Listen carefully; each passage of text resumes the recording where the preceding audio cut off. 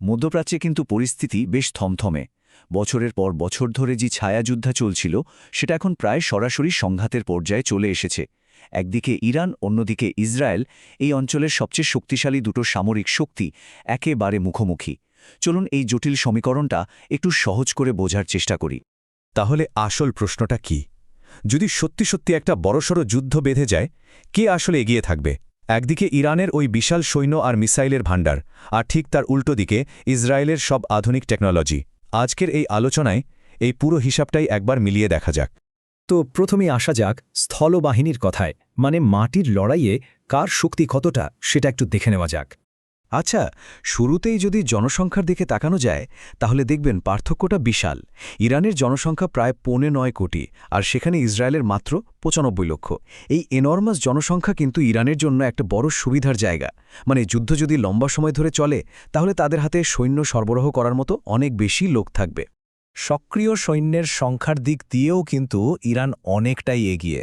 ভাবুন একবার, ইরানের সক্রিয় সেনার সংখ্যা প্রায় 6,10,000, আর সেখানে ইসরায়েলের মাত্র 1,70,000। কিন্তু আসল খেলাটা অন্য জায়গায়। ইসরায়েলের আসল শক্তিটা হলো ওদের রিজার্ভ ফোর্স, প্রায় 4,65,000 সৈন্য, যারা কিন্তু সবসময় যুদ্ধের জন্য তৈরি। আর এরা কিন্তু শুধু সংখ্যা নয়, দারুণভাবে প্রশিক্ষিত। চলুন এবার মাটির লড়াই থেকে একটু উপরে ওঠা যাক, মানে আকাশের দিকে। কারণ এই আকাশপথের নিয়ন্ত্রণই কিন্তু যুদ্ধের মোড় ঘুরিয়ে দিতে পারে। আর এখানকার লড়াইটা হলো প্রযুক্তির সাথে সংখ্যার।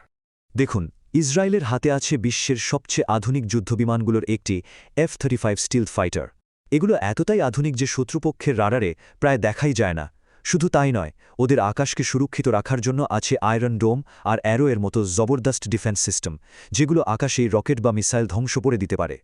এখন ইরানের দিকে তাকালে দেখা যাবে ওদের বিমান বাহিনী বেশ পুরনো। সেই অনেককাল আগের রাশিয়ান আর আমেরিকান জেটের উপরই ওরা এখনও ভরসা করে। কিন্তু এই দুর্বলতাটা ওরা পুষিয়ে নিয়েছে অন্য একটা উপায়ে, আর সেটা হলো ওদের বিশাল শাহেদ ড্রোন বহর।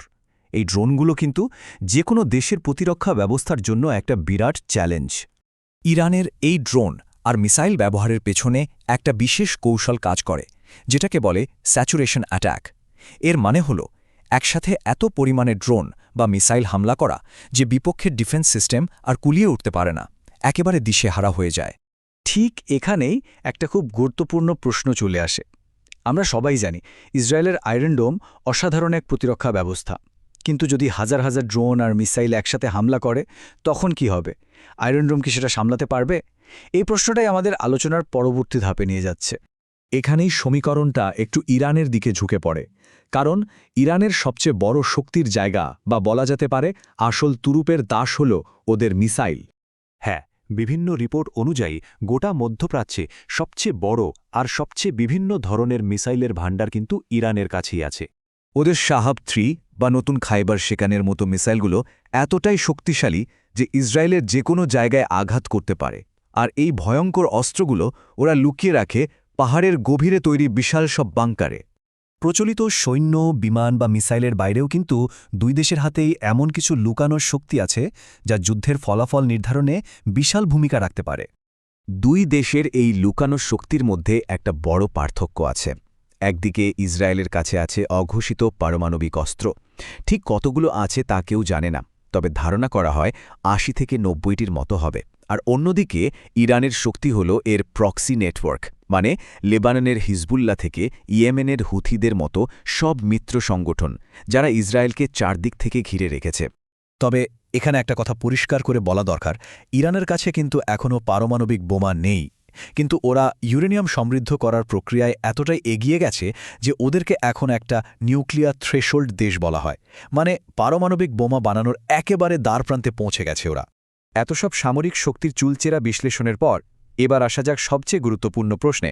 যদি সত্যিই এমন একটা যুদ্ধ শুরু হয়, তার পরিণতি কি হতে পারে? তাহলে পুরো বিষয়টা দাঁড়ালো এই রকম। একদিকে ইসরায়েলের শক্তি হলো ওদের আধুনিক প্রযুক্তি, সেরা যুদ্ধবিমান আর অবশ্যই আমেরিকার সমর্থন।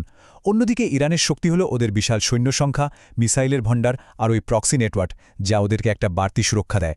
আসলে শেষ কথা হলো কার সামরিক শক্তি কতটা, সেই বিতর্কের চেয়েও বড় সত্যিটা হলো যদি একটা পূর্ণমাত্রার যুদ্ধ শুরু হয় তাহলে দুই দেশের জন্যই তা হবে একেবারে বিপর্যয়কর। আর এর ধাক্কা শুধু মধ্যপ্রাচ্যে নয়, সারা বিশ্বের অর্থনীতিতে গিয়ে লাগবে। তাহলে কি এটা এমন একটা যুদ্ধ যেখানে আসলে কেউই জিততে পারবে না? প্রযুক্তির জোরে ইসরায়েল শেষ হাসি হাসবে, নাকি ইরানের সংখ্যা আর মিসাইলের দাপটে মধ্যপ্রাচ্যের মানচিত্রই বদলে যাবে? এর উত্তর হয়তো একমাত্র সময়ে দিতে পারবে।